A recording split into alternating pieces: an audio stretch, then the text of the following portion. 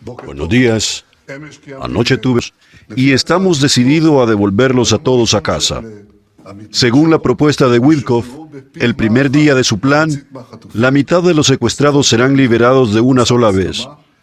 Witkoff propuso el plan para extender el alto el fuego después de que se dio cuenta que no había posibilidad de unir las dos posiciones de Israel y Hamás y que necesita más tiempo para las conversaciones para lograr un posible acuerdo.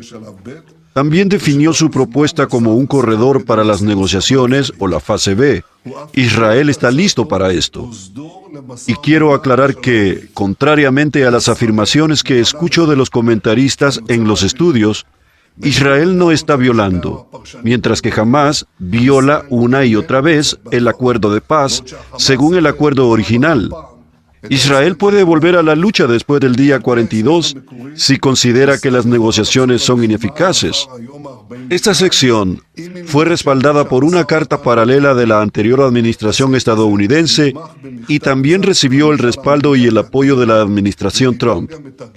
Si bien Israel aceptó el plan de Witkoff, porque estamos obligados a devolver a nuestros secuestrados, pero jamás hasta ahora se ha mantenido firme en su negativa y no está de acuerdo con el plan. Hasta que jamás cambie su posición, Israel entablará inmediatamente negociaciones para implementar el plan. Y me gustaría transmitir una cosa más. No habrá alimento gratis. Si Hamás cree que será posible continuar el alto el fuego o disfrutar de las condiciones de la fase 1 sin devolver secuestrados, está tremendamente equivocado.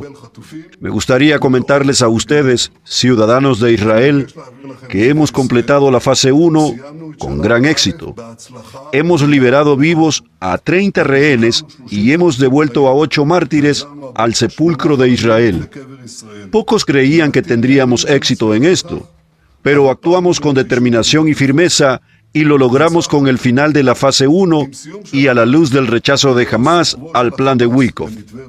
Decidimos en la discusión de anoche, que comenzó por la mañana y que debe ser presentado aquí, que Hamás se está apoderando de los suministros y bienes que se envían a la Franja de Gaza. Está abusando de la población que intenta recibir ayuda. Les está disparando y está convirtiendo la ayuda humanitaria en un presupuesto terrorista dirigido contra nosotros. No aceptaremos esto de ninguna manera.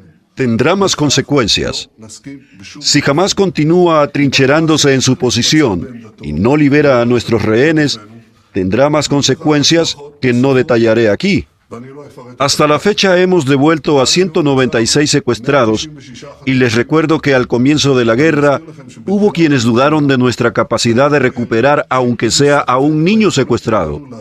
Y nuevamente, exigimos la liberación de todos nuestros secuestrados, tanto vivos como muertos. Estamos comprometidos con esto, estoy comprometido con esto y con la ayuda de Dios, no pararemos ni permaneceremos en silencio hasta lograrlo. Muchas gracias. Israel recibirá un respiro tras la liberación de rehenes y el intercambio de prisioneros, mientras los líderes prometen que jamás no regresará a Gaza. Jerusalén, Israel. Para los israelíes, este será el primer fin de semana en 6 semanas en el que los rehenes retenidos por Hamás, vivos o muertos, probablemente no serán liberados. Tanto Israel como Estados Unidos están enviando a sus principales negociadores a El Cairo para elaborar un acuerdo para el retorno de los rehenes restantes. El ministro de Asuntos Exteriores israelí, Gedeón Sa'ar, declaró: "Estamos dispuestos a ampliar el marco a cambio de la liberación de más rehenes". El principal negociador de Estados Unidos para Oriente Medio, Steve Witkoff, se dirigió a la región para presionar por la extensión del alto el fuego. Sin embargo, señaló claramente que no hay lugar para Hamás en Gaza, en Cisjordania. Se puede ver por sus acciones que no se han ganado el derecho de estar allí. Hamás también se niega rotundamente a desarmarse.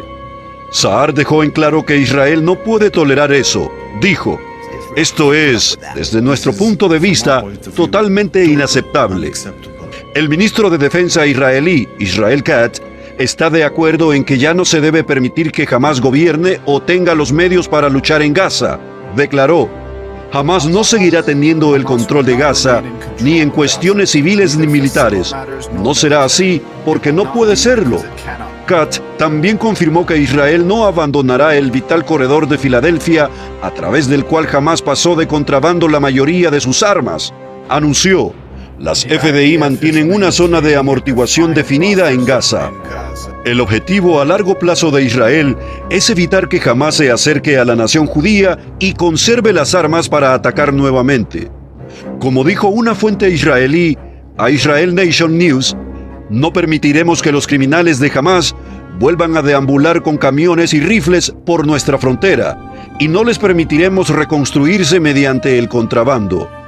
Sin embargo, The Wall Street Journal informa que Hamás está dispuesto a volver al combate de guerrillas si termina el alto el fuego.